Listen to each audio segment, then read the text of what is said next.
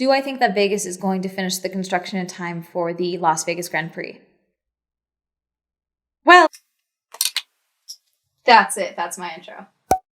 Hey, I'm Mandy watching Swell Entertainment. Today we are talking about the construction for the Las Vegas Grand Prix for Formula One. Not the Grand Prix itself, that comes a little later. The opening of this video is mostly a joke, mainly because I do think they're going to be finished in time. I don't know if it's going to be finished well or properly, but I think it will be finished in time. Basically, I just got back from Vegas. I went fully to go and check into the construction for the Grand Prix because I had just been out in Vegas for TwitchCon and I saw a little bit of the construction on the Strip, and I was not really feeling optimistic. It's been like a week and a half. I'm going to go out there, and my initial plan was to rent a supercar and go and drive as much of the track as possible and talk about the track and the Grand Prix and everything it's doing to Vegas and all this stuff. And plans had to change a little bit, but I still have a lot of footage to show you and a lot of things that I want to talk about for the current state of Vegas and the Las Vegas Grand Prix. First and foremost, what you need to know is that I love Formula One. I love Formula One to the point that it has become a strain on the relationships in my life with everyone in my life who does not give a solitary about Formula One. And to the point that I love F1, I am willing to tolerate quite a bit for what I'm hearing coming out of Vegas for the construction of the Grand Prix. Because I already like F1. I already like the sport. I already like the teams. I already like the drivers. I have yet to go to a Grand Prix because money, and I travel like a psychopath. And of course, I was at TwitchCon when Austin was happening, and Miami was just not even a possibility. And to leave the country for a Grand Prix is still, that's honestly going to happen next year. I don't know who I'm kidding. It's just, it didn't work out this year because of time. This will be my first time actually attending a Grand Prix. I have been told, and from what I can see, the whole point of adding a third race to the US for the Formula One calendar is... Should I explain Formula One to you guys? You guys always get mad at me when I just start talking about things and I don't explain things. Do you guys know enough? 60% of my audience is in the US, and apparently Americans don't care about Formula One. So, you know... God, how do you even explain Formula One to someone? Formula One is the highest class of international racing for open-wheel, single-seater Formula racing cars sanctioned by the Fédération Internationale des Automobiles. I'm uncultured, sorry. The FIA Formula One World Championship has been one of the premier forms of racing around the world since its inaugural season in 1950. Basically, really cool cars going really, really fast, okay? There are 10 teams, there are 20 drivers. The amount of laps depends on the length of the track. There are typically 3 days. There's a practice, there's media, then there's practice days, and then there's qualifying. There's sometimes sprints, but there's no sprints for Vegas unless I'm missing something again. And then there's the actual Grand Prix itself. It's a debacle, okay? Let's go with that this is taking over my life. And someone's going to get mad at me for saying this, but if you want to get into F1, I do recommend checking out Drive to Survive over on Netflix. Only because if you're like me and you want to be invested, okay, and you're not just invested in a lot of words and a lot of names and a lot of times getting thrown at you from just watching a Grand Prix on ESPN or what have you, getting started with Drive to Survive is good because then you get a little more invested in the teams and the players and the engineers and the team principals and the drivers and all of that. So I just think that that's a good starting point. I want to know who I'm cheering for. It's kind of like seeing a movie without reading the book, but then the movie makes you want to read the book, but then you read the book, and then you no longer like the movie because you realize the book is better. Reverse the book for the Grand Prix and the movie for Drive to Survive. And also I need something to hyperfixate on or life is meaningless. But I'm going to the Las Vegas Grand Prix. Currently I only have tickets to one of the days. Update, I currently have tickets to Thursday and Friday, working on Saturday. Because the way I'm able to get tickets is because though I love Formula One, my dad loves Vegas. And he knows next to nothing about Formula One. And by next to nothing, I mean he will stand next to me and be like, wait, what's going on? What car was that? Now I'm sure you're wondering, Amanda, why is your dad with you? Why is he going with you to the Grand Prix? He knows nothing about Formula One. But he loves Vegas. And he will take any opportunity to come to Vegas, including coming with me to an F1 Grand Prix. He also, like me, loves mess. So naturally, everything we've been learning about the Grand Prix has intrigued him. Isn't that right, Dad? Absolutely. You heard none of what I said. I've never been to a Grand Prix in person. So you could fully say that everything I'm about to show you and tell you is bullshit. And I'm a little concerned with the construction that I am seeing for this Grand Prix. So what I had seen when I was here a week and a half ago, was next to not enough. I just saw that a lot of the lighting rigs for the long side of the track had been put up. My understanding is that the paving is done. I think they had to patch in a few spots because after they had done the initial paving, there was quite a lot of rain that did hit Vegas at one point. Okay, they have all the lighting done now. Lighting's done. This was under construction when I was here last a week and a half ago. So they now have all the lighting in there. They got that done very quickly. I am impressed by that. So that is boding well for them. As you can see, you got the grandstands here, over here. And then you got the walkway, you got the strip. What was alarming to me was that they had what looked like, I would say knee high, essentially for me. I'm 5'2". That's not a good measurement. Cinder blocks, like Legos. About 4 of them holding up these pretty large light rigs. So I'm assuming we're gonna get a lot of these, but that's the track right there. So already we've got very little gap for the track. I'm assuming they're gonna extend the line, track limits on the end. Here is a map of what the Grand Prix will look like. This is from Wikipedia, and I think this is a very good map for anyone who is familiar with Vegas, but maybe not familiar with how this is all going to work. Someone on Twitter said it looks like Spider Pig on the ceiling, and now I can't unsee it. Because they put a bunch of different landmarks alongside like where this track will be going through, basically. So you have a better understanding of where things are. So I think this is a very good example for anyone who's familiar with Vegas or not at all familiar with Vegas whatsoever, but you want to be able to look it up based on where you are staying, where you might be staying, things like that. So as you can see, this whole stretch, Las Vegas Boulevard, is the strip, okay?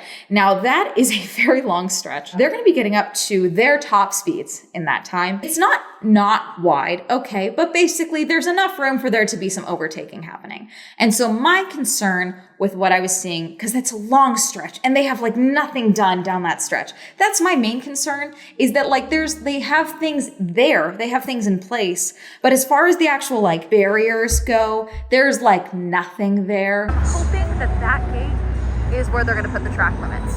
They're gonna have barriers, they're gonna have all the blockades. I'm hoping that's the case, because if not, there's a pillar here, so it's hard to show you, but that's the gap between the scaffolding for the grandstands and the blockade for the lights. And I think that's way too small. Little room for error. Those grandstands go right up to that line. Whole spot in front of the Bellagio that I believe is the MGM Grand, their like rewards program, like when you gamble a lot or you stay with them a lot for their like, it's probably like executives and then who has lost $200,000 in the casinos, like that's who's getting those spots. But those grandstands, there are spots where it is literally from where the track, I assume the track is going to be starting to where they are is maybe 10 feet. Maybe. That's not very far from where that scaffolding is. And they've secured it into the water, this side. How is that grounded? You know what I mean? What if they get an electrical charge there? I got an email from the hotel that I'm staying at letting me know about the road closures for the Grand Prix.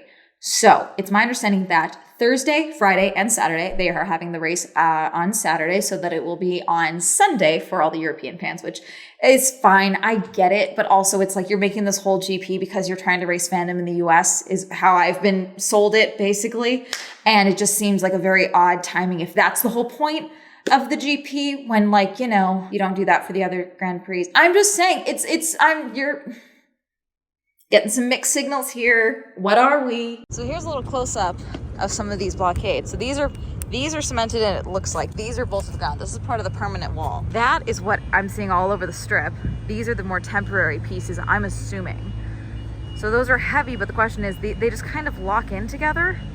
But it's kind of like you feasibly can knock through Legos if you're going fast enough. Let me backtrack. They are going to be partially on permanent track and then partially on Vegas city streets. It looks pretty cool. The problem is that I fully thought that they were locking down the entirety of the track for the entirety of those 3-ish days. And that in itself was going to be a nightmare, okay? Because the problem with a city like Vegas is everything is built around the strip. So you kind of need the strip to get anywhere. No, it's not what's happening. Allegedly, according to the email that I got from the hotel that I'm staying at, they're going to be closing the road, that whole section of the track. So essentially locking everything down from 5 p.m. till 2 a.m. Okay, fine, cool. Where they have to do that though, and make these temporary barriers, okay, that are only up for several hours, and then take them down and then put them back up a couple hours later, you know, all this stuff. I don't know. I consider them they look like they're going to be spots where people are going to crash. And then I worry about these permanence of these barriers where people are going to spin out and crash and then try and overtake, or they're just, you know, like the city streets, the pavement, all of that sliding happens going into those barriers. I'm really hoping they're going to like reinforce them somehow, but then how are they going to take things down? Because let's say they're probably not going to open up right at 2 a.m. They're going to start taking things down. So how many hours? It's probably going to be a lot. I'm hoping that I am entirely wrong. Truly. I am truly hoping that I am just anxiously spiraling. And I am hoping that I am entirely wrong. Okay. I'm hoping that this is so secure, so damn, the Americans know how to build some stuff, you know, like that's what I'm hoping. I don't think it's going to be the case just because money, you know, I think that I was told by several people that they have to break $1 billion just to break even is what I was told. I don't know how much of that is true. But I do know that I don't know if it was 800 million or 80 million that I was told was specifically from taxpayer money, but there is a lot of taxpayer money going directly into this. And so in order to recoup that, they need to bring in a lot of money. Main concern, again, with the temporary walls is it's a lot of turns. And I worry about, again, those high speeds. I worry about the fact that a lot of the strip, from what I could see, again, we're 2 weeks out at the time when we were showing you the footage that you were seeing. There's a lot that's not done on that stretch, but they did have a lot more done than I thought they had done when I was there a week ago. And my dad did confirm that when he was also there a week ago, completely unrelated, we didn't even see each other when we were in Vegas, which tells you how much he loves Vegas, that he didn't make time to see his only daughter and definitely his favorite child. He said that the grandstands where the paddock is and the pit area is and all of that, that those were not there when he was here because he was actually in the area driving around. That is good. That's great. And I will say that even in the 2 days that we were here, I saw them make very good strides as far as the grandstands go in that area because they were literally setting up whole new ones while we were there. Okay, cool. I've now been on the track. There's been a lot of anger from a lot of locals in the Vegas area.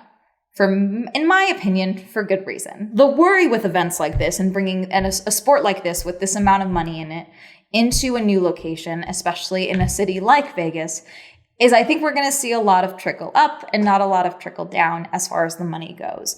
The casino owners, the investors, all of them, they're going to see it be wonderful. Waitresses, dancers, cab drivers, Lyft drivers, Uber drivers, just restaurant workers, all of that. You know, there's probably not going to be a lot for them. And I'm not making any generalizations. I'm just saying based on what I was told and what we have seen so far. What bothered me a lot, specifically on the stretch of the strip, was it seemed like they had put more time into making sure that no pedestrians get a free view of the Grand Prix versus making sure that that whole stretch of the track is secure and solid and safe for the drivers and safe for attendees to be nearby and marshals and anyone else who will be on site the day of the practice, of the race, of the qualifying, all of that. Here are the bridges. These are pedestrian bridges. These are pretty much always there, okay? There are temporary pedestrian bridges. Those are over the track, over by where the paddock area is for the grandstands to get over the track from one side to another. That's on the other side. I did not see any man-made pedestrian bridges that are new to this Grand Prix in this area, as far as I could tell for what I had driven.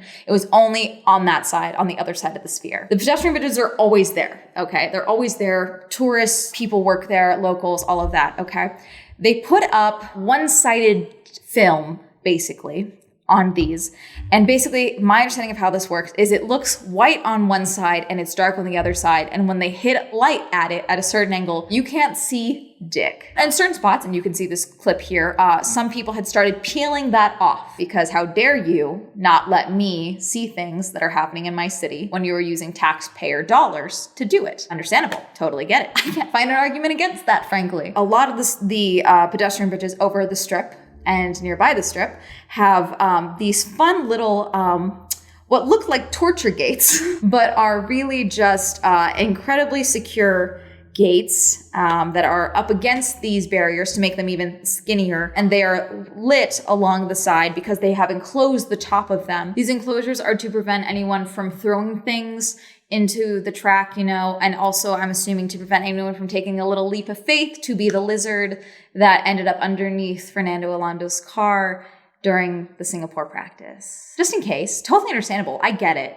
You know, I get that part. I'm assuming that they will have people standing there trying to make sure that people keep walking through that so that there's no congestion, but I think there's so many people. Like it's, oh God, and we're making them smaller already. Crowd crush is a real thing, and there's so many people that come to these Grand Prix. It's already so many people in Vegas. There's so many people coming into Vegas. I was hearing there was a whole plan, okay, for how they're going to deal with the fact that there's going to be apparently a dumb amount of private jets coming in, like an insanely dumb amount to the point that apparently you can pay to fly your private jet into the airport and then pay to have it taxied to another airport. And then when you're ready to leave, they will taxi it back. Like it's, I don't want to say they don't have the infrastructure for this because they do. They fully do. You know, it's just, it's an infrastructure that doesn't benefit most of the locals. It benefits tourism, which is, you know, invaluable for a lot of places. Vegas relies on it quite a bit, but those are not the only people that go to Vegas is tourists. There are people that live there. There are families that live there. There are schools. There's everything there. When you have essentially hostile architecture that you are adding in, and I, at the time of me reporting, do not know for certain what this is, but I'm fairly certain that it is what I think it is. I believe they are putting up dividers even on the escalators to get to the pedestrian bridges so that you literally cannot see anything of the Grand Prix. How dare you even try and catch a glimpse of Max Verstappen for 0.004 seconds, you know, for free. How dare you, you know, zoop. Someone's going to walk up with a credit card, like tip here, please. How much would you like to tip? 5%, 15, 20, 3,000? I don't know. That's the vibes that I'm seeing. And I get it. You need to recoup the money, but my goodness, you know, like I feel like people are pissed. People are not happy. And luckily for you guys, I've been told that the culinary union reached a deal and they got everything they asked for. Because if they didn't, if I was them fully, I would have waited till the Grand Prix started to strike, frankly. And I would have been like, you know what? I can't even blame you. Do it. Let's go. Because I fully would do the same thing. Let's make it hurt. It looks like there's a couple of spots where you can see that they have the big, long chunks of the cement with the gating already attached, ready to move into place for the Grand Prix. I'm hoping that is the case and that those are the temporary blocks that they are going to be using and that they will all be the same material and all be linked together properly. Because I think that is probably the safest option. It's going to be the slowest moving, my guess is. I'm hoping that that's sturdy enough. I'm thinking it is. I don't know What the fencing is going to look like. So we've got the Lego style bricks. And then we're hoping for 2 layers of protection. Track right there. They come down this way and then go that way. So the question is how are they going to build enough for this gap here during the race in a way that's durable and steadfast that they can then take down after 2 a.m. and put back up again at 5 p.m. Like I said, I originally wanted to rent a supercar and drive the track in a supercar because I thought it would be really cool to have me in a supercar making jokes about picking up women and doing one of those like gold digger pranks that, you know, YouTube used to love for some reason. But I think it would be really funny if it's like, what's up, ladies? And then it's me in the car. What's up, guys? Can you handle all 5'2" of me? It didn't matter. I couldn't live my gold digger prank fake social experiment dreams because SEMA was happening at the same time. And all of the people I know in Vegas who have luxury car contacts decided that they, you know, would rather be at the, you know, one of the largest car shows in the country. And why was I not there? I don't know. I tried to rent one of those slingshot Polaris things and I rented it, but then they like didn't respond to me for 2 hours. And I was like, I'm out of daylight. I don't have time for this. So my dad and I walked a large portion of the track, which was really cool to actually see from the ground level. We're walking around as close as we can get to the track up here. Security just yelled at my dad for going into a fence. And then Koval Street is where we ran out of pedestrian sidewalk. And so we ended up getting a cab and we paid him to drive us around as much of the track as he could. We drove around most of it. Previously, Koval was blocked off. Koval was now open, so we were able to drive a good chunk of Koval. Basically, where we were not able to drive was the start and stop point. So there was a good chunk that we had walked that we were not able to drive. So really, I saw pretty much the entirety of the track, which was great. And so it basically goes back and forth for what side of the street you will be on for the Grand Prix. And again, I'm really worried about those weak spots for those temporary spots. It's going to be interesting to see how this goes. I don't know. It depends how much time I think it takes for them to put everything up for the practice, and then how long it takes for them to take it all down after the practice. I think that'll really determine on whether or not they just lock down that whole space that entire time. There are, I believe, 3 bridges, 3-car temporary bridges. I believe they are temporary. They are going over the track. They are sturdy. I drove over 2 of them, okay? These things also have giant metal sheeting up to make sure that you don't get a glimpse of anything for free. I'm just saying, I get why people are pissed. I like this sport. I love F1. And even I'm like, you guys, what are we doing? You know, I'm just saying, if you're trying to build goodwill and like fandom, who told you this was the way to do it? Like, I know previously, what was it? You guys were going to charge like $1 million a head or something for the casinos and restaurants and hotels facing the track. I was so close. It was like 1.2K. I think in total it would add up to like $1 million or $2 million for the hotels that this would affect each. And that if they didn't pay, that you guys were going to do the blackout curtains and all of that as well with the giant lights shining in. I was told by someone at Gordon Ramsay's Hell's Kitchen that is not going to be happening, that they reached an agreement. A lot of the restaurants that I had been into that face the track, that will have a view of the track on the night of the race, specifically that they will probably have specialty menus that will be more expensive so that no one's just sitting there watching things, you know, and they will do late night menus and all of that. I have spoken to quite a few Uber drivers and Lyft drivers over the last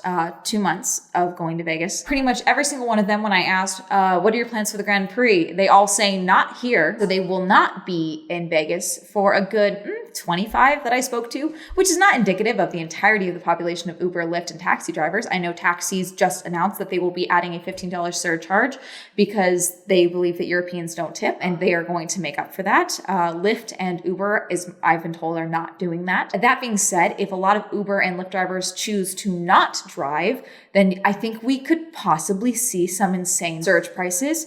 I think that it could get up to 1,000, but I think 400 is probably more realistic, depending on who needs to get where when. Everyone I spoke to, they either said they're going on vacation, they're going on cruises, they will just not be in the state of Nevada at all, or they will be entirely in the suburbs of Vegas. My dad and I are going to be staying inside the track space, and we're just preparing to basically be locked down that entire time. I'm coming out early for the Grand Prix. I will be out there the Monday before the race and be there that whole week and not leave till the following Monday. I will be out there that whole time. So I am hoping I am wrong. I am hoping that they prove me wrong. And I'm hoping that no one else loses their life in building of this Grand Prix. There was a construction worker who did pass from the construction. I believe that was a few weeks ago now. Any casualties at all are too many in anything like this. But also when you have a casualty on top of the other little thing, it's just like, okay, what are we doing? I fully think Vegas waited too long to start this. I fully think, and now they're rushing, now they're working around the clock, and I'm fully certain that you guys are not compensating them, the employees, the workers that are building everything. I'm fairly certain of that, just because I know how this all works, you know. So I'm hoping, prove me wrong fully, pay them all, give them all bonuses, give them all raises, do it. Like, you're worried about the pedestrian bridges, but there's no barriers there. And then you have to build a whole other barrier on the inside of the track, okay, on that other side. So like, that's already like what, 2-3 cars deep. So now we're going to probably get to like 2 cars deep. So there's going to be just enough room for like some overtaking to happen. And that's where I think we're going to spin out. And I think we're going to get a safety car. And I think there's going to be a safety problems. And I'm worried. Anyways, that's going to be it. Do you like Formula One? Do you think that I am entirely wrong? Do you think that I am right to be worried? Do you think I am justified in my worries, but I'm wrong? Okay. Feel free to let me know. Comment down below. Reminder, I have a podcast, the Swell Shenanigans podcast, that's been on hiatus. It's still on hiatus. Reminder that Swell Entertainment is now available on Spotify. Reminder that I am now streaming on Twitch. Reminder, I have merch. There's not going to be, merch for this, probably. Shout out to my patrons. Thank you so much for supporting me on Patreon. If you'd also like to support me on Patreon, that'll be listed down below. If you'd like to follow me on all my social media, that'll be up here. And that's going to be it. Have a lovely day. Goodbye.